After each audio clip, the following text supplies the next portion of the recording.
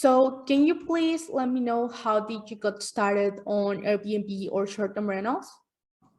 Sure. My wife, Tracy, and I were kind of looking at a retirement home on a lake. So I looked at a couple of different lakes in the United States and found Lake Martin and fell in love with it. And then we started looking at a couple of houses there. And then we found a condo that was for sale that we made an offer on without stepping foot in it. And we bought it. And then we started renting it out as soon as we got live on the Airbnb site. So you told me you bought the property early March this year, am I right? Yes, correct. Okay, can you tell me a little bit of how did you finance the property? Sure. So we financed it with 20% down, and then we found obviously one of the challenges in rental properties is finding a loan company that will take our condo complex is more than 51% rentals. So it's challenging then to find a loan company that will provide a loan for it. We found one in North Point and financed through North Point, and then on March 5th we closed. And can you tell me how much was the property price? Yeah, it was $490,000. 490. Okay. So it's just one, how do you say it is, like one piece of the condo?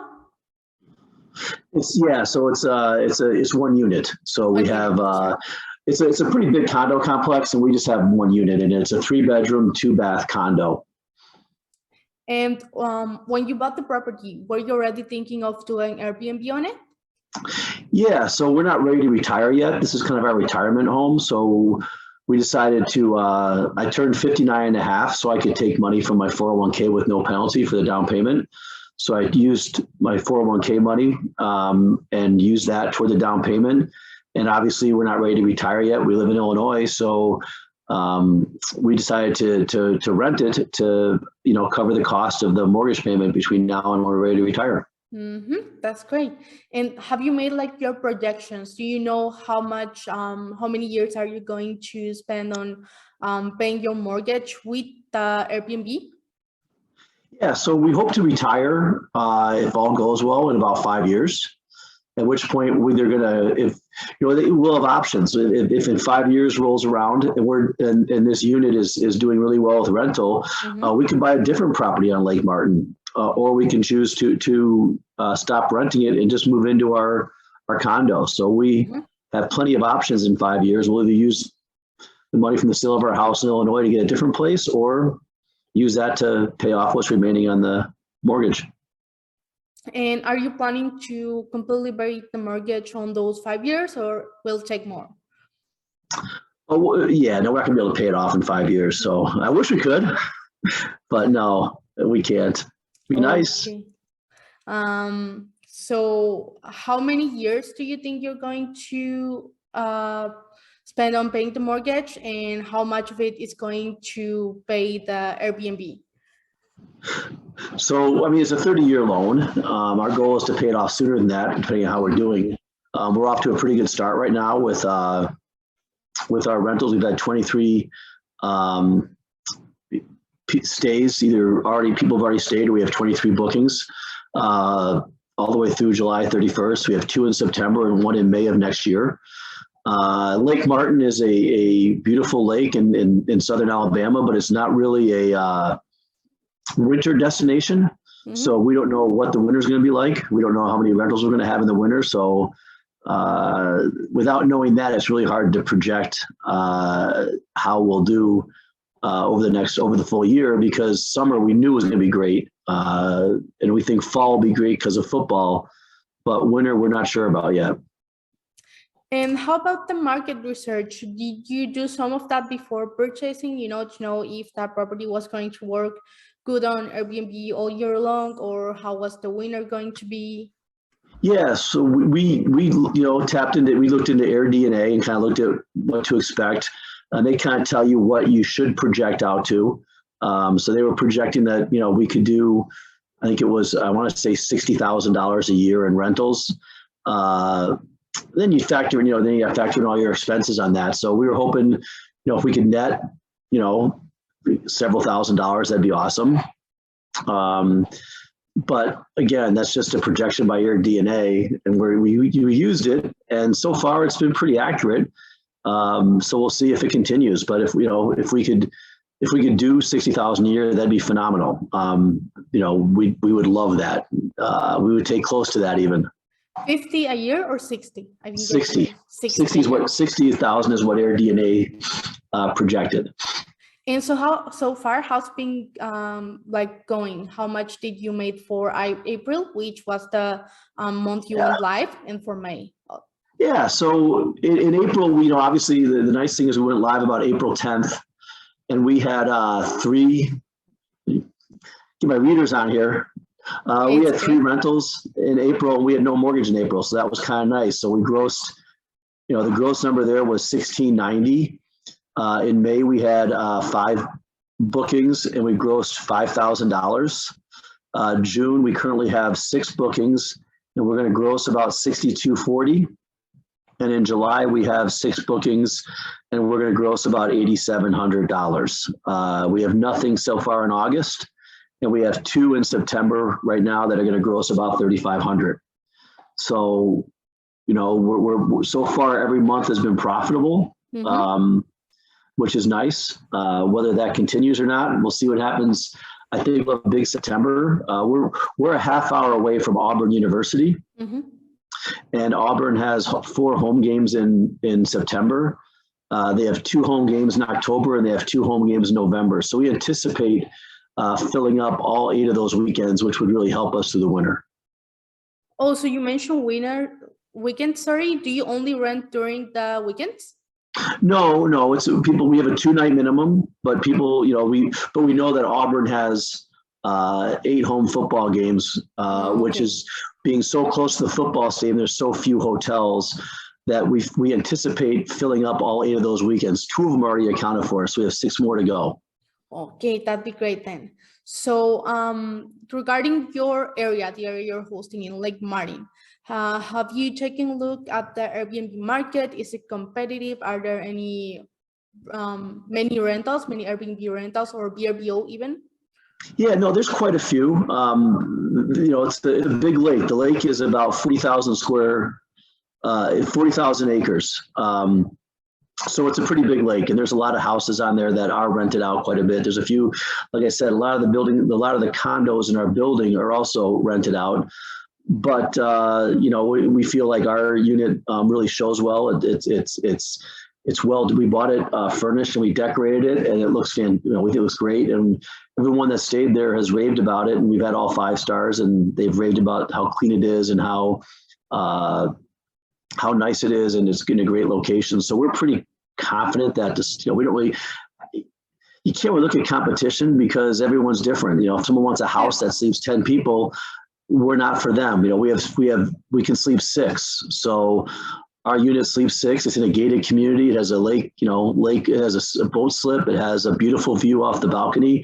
So everyone's different and everyone's needs are different. So, in my opinion, competition just means there's more people that want to stay there so the more houses that pop up for rentals, this means there's more people going there. And that's good.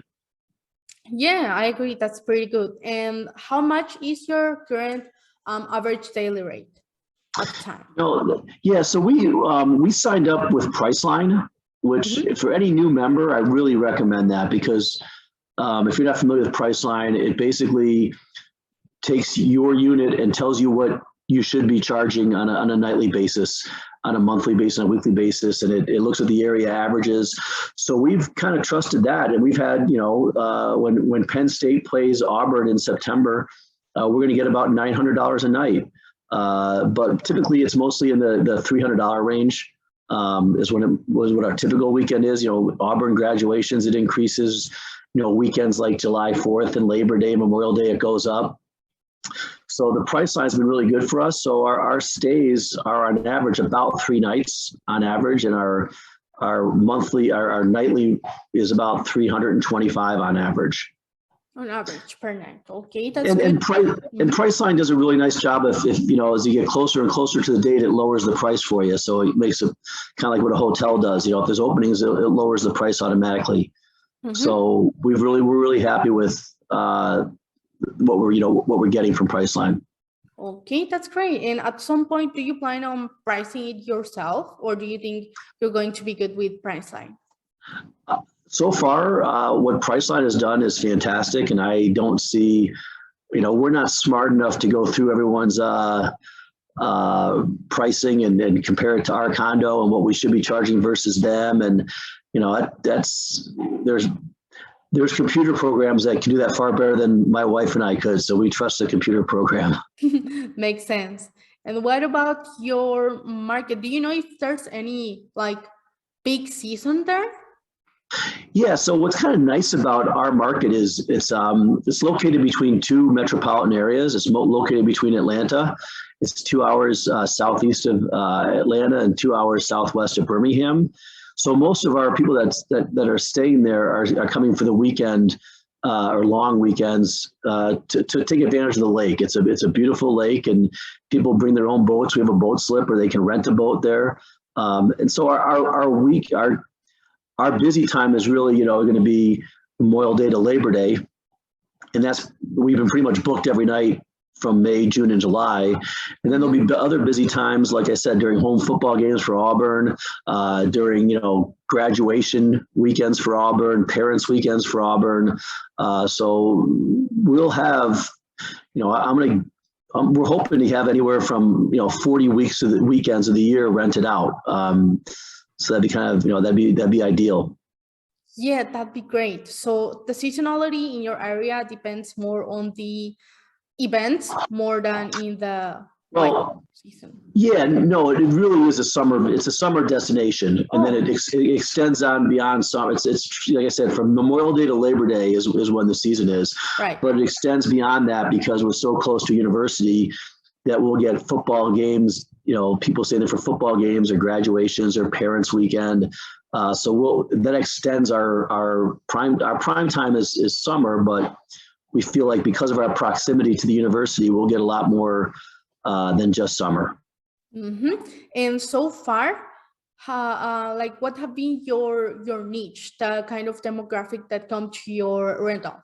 Yeah, so pretty much we've really, the primary people that rent it out are young families with kids that want to, use their boat, rent a boat and take advantage of the lake. So it's pretty much been what we anticipated being was families, and that's what it is. I said it only sleeps 6, so you're not going to get 2 families. You might get a couple couples in there, but it's really designed for one family that wants to cook their meals, be on a lake and take advantage of all that lake has to offer. And when it comes to lake access, do they have like full access to the lake? They have just to rent the boats and all the other stuff, they can do it? Yeah, they have full access. We have a boat slip right outside our front door, and we have a pool right outside our front door, a community pool. There's a golf course right there.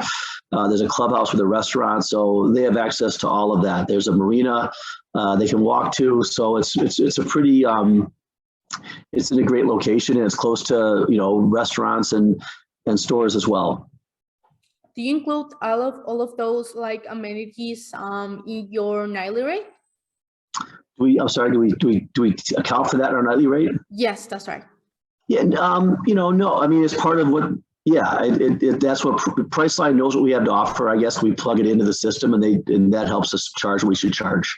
Okay, yeah. We charge what Priceline says. We don't charge extra for things, we don't charge extra for anything. Okay, that's great. And what about the cleaning fee, for example? Do you do the cleaning? Do you hire someone for the cleaning? We were so fortunate to find someone that cleans the house for us, and she does a great job. And we just let her know our schedule, and she comes in and gets it ready. And every review we've had so far has commented on how clean our place is and how beautiful it is, and how they loved it. So, my recommendation to anybody that's going to do this is if you don't have a good cleaning person, then you're in trouble. And if you have a good cleaning person, take care of her. Yeah, that's right. Yeah, that's right. That's like the main tip out there.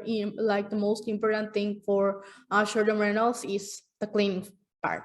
And a good maintenance guy, because things are going to happen, and you need a good maintenance guy that can get in there and fix it and and move on. So we found both those two people when we were down there after we closed, and we were very fortunate for that. Yeah, that's right. And one thing I wanted to ask you about if there has been any particular challenges that you found with Airbnb. Either can be like with the Airbnb platform, being a host, with the people you rent with, like what type of challenges have you encountered? We've been really fortunate so far, knock on wood. I mean, we've had no issues whatsoever. Our guests, we had one group of guests that were a bunch of young guys who, in their early 20s, I believe, that were there for a rodeo, and they had a great time apparently, because we got some complaints about noise. And then they left a little bit of evidence of how much fun they had, but it wasn't a big deal. We cleaned it up. We apologized to the neighbors, and if that's the worst thing that happens, then that's awesome. But we've been so fortunate with everything. We've had no issues with Airbnb. We've had no issues with our guests or our neighbors. So it's really, I mean, again, we're lucky. We're new to this. We're only at about 10 listings so far that people have stayed there. So so far so good. No problems yet. Oh, that's great then. And how did you prepare to be an Airbnb host? Because you bought the house like on early March, and then on early April, like 10th of April, you were already live. So how was like your preparation? How did you educate yourself for Airbnb? Sure. Great question. We read a couple of books on how to host, how to be a manager ourselves. We weren't going to give away any profit to a property manager. So we read how to do that. We went down there after we closed, and we brought the maintenance guy in to fix the things that we need to fix before we could have it rented out, which wasn't much. We did some decorating, so it was furnished, and they kept some things behind, but we wanted to add some things, like we put a TV outside in the balcony and put some different outdoor furniture out there, and we kind of set up the way we wanted to set it up. We went out and got all the supplies you need, like your coffee makers, your plates, your pots, your pans. So we had to go out and do all that. Then once we did that, we hired a professional photographer to come in and take pictures. And then we, went live on the platform, and we got a booking almost within 4 or 5 days. So, it was fantastic. So, and I will tell you, it's kind of like, my wife and I say, it's kind of like a rush when someone gets a booking. It's an adrenaline rush. It's like, hey, that's pretty cool. We got a booking. Yeah, so that's right. So you've fun. been doing pretty great from the start. And how did you prepare like yourself? How did you educate yourself like for Airbnb? Like I said, we did a lot of reading. My wife was the one that navigated the platform to put up our site. She's the one that did all that. I reached out to people in the area that I met over time, my realtor, and I networked through my realtor and other people that I met while I was down there to find the people that we need to be successful, to find a photographer, to find a maintenance guy, to find a cleaning person. Mm-hmm. So you have to do a little networking. You have to, get lucky and find the right people. So it kind of worked out well, because my wife took care of the behind the scenes stuff in terms of getting us set up in the platform, and I took care of all the stuff that required being down there and getting everything set up. And how long did you take with it? It was like the time when you like bought the house and were ready to go live with it, or did you start to get prepared before that? No, we started getting prepared when we bought it. We did a crash course, but we got set up. Once we bought it, we had to come down there and get the furniture and do things like that. And then it takes about a month. It took us about a month to get everything set up and to get a photographer in there to take pictures, and then to get on the platform live, because it takes several days from the time you go in there for you to get approved. So the whole process took us about 30 days from closing to going live on Airbnb. Wow, that's amazing. That's really quick. Like I said, the condo was in great shape, so we didn't have a whole lot to do. We were very fortunate. Yeah, that was really great. And one thing that I'd like to ask you about, currently you're just renting on Airbnb, right? You don't do VRBO booking any other site? We do VRBO as well. And we do both. How is it doing there?